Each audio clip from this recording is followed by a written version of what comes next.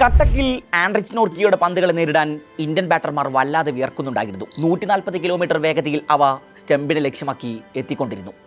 ഒരിക്കൽ അത് 150-അടുത്ത് വരെ എത്തി. അവസാന ഓവർ എറിയാൻ നോർക്കിയെ തന്നെ ഏഡൻ മാർക്രം പന്തേൽപ്പിച്ചു. ഹാർദിക്കാണ് ക്രീസിൽ. അയാളപ്പോൾ അർദ്ധ സെഞ്ചുറി തികച്ചിരുന്നില്ല. ഓവറിലെ രണ്ടാം പന്തിനെ ഒരപ്പർ കട്ടിൽ മിഡ് ഓഫിന് മുകളിലൂടെ ഹാർദിക് ഗാലറിയിൽ എത്തിച്ചു. T20 കരിയറിൽ അയാളുടെ 100ാം സിക്സർ. 25 പന്തിൽ 50. ഗൗതം ഗംഭീറിനൊപ്പം ഡഗൌട്ട് ഒന്നടങ്കം എഴുന്നേറ്റ് നിന്ന് കൈയടിച്ചു.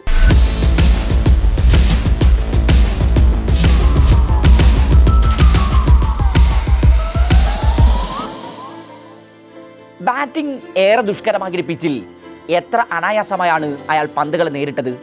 ആ ഓവർ അവസാനിക്കുമ്പോൾ നോർക്കിയുടെ എക്കോണമി 10 കടന്നിരുന്നു. കളിയിൽ 40 റൺസ് വിട്ട് നൽകിയ ഏക ബോളറായി അയാൾ മാറുന്നു.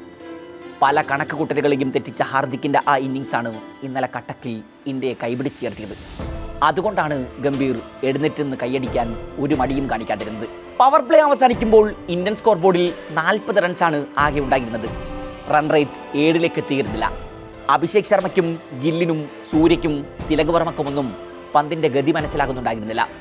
മാർക്കോ യാൻസന്റെ ഒരു വേഗപ്പന്ത് ശരീരത്തിൽ കൊണ്ട് അസഹനീയ വേദനയുമായി മൈതാനത്തിരിക്കുന്ന അഭിഷേക് അടുത്ത പന്ത് ആ ഫ്രസ്ട്രേഷനിലാണ് അയാൾ ഗാലറിയിൽ എത്തിച്ചത്. ആദ്യ ഓവറിൽ തന്നെ ഗില്ലിൻ്റെ വീഴ്ച. 3ാം ഓവറിൽ ക്യാപ്റ്റൻ സൂര്യ. ഫോമിനെ കുറിച്ച് ചോദ്യങ്ങളൊന്നും ആരും ഇവിടെ ഉന്നയിക്കാൻ നിൽക്കരുത്.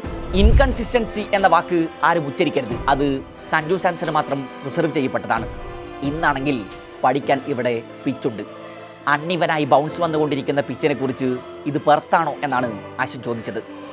നോർക്കിയെ സ്റ്റേഡിയത്തിന് വെളിയിലേക്ക് പായിച്ചൊരു സിക്സർ മാത്രമേ തിലക് വർമ്മയും ഓർക്കാൻ ആഗ്രഹിക്കുന്നുള്ളൂ.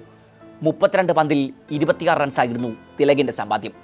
വിക്കറ്റിന് ശേഷം ബെഞ്ചിൽ നിസ്സഹായനായിരിക്കുന്ന അയാളുടെ മുഖം പറയും ബാക്കിയെല്ലാം.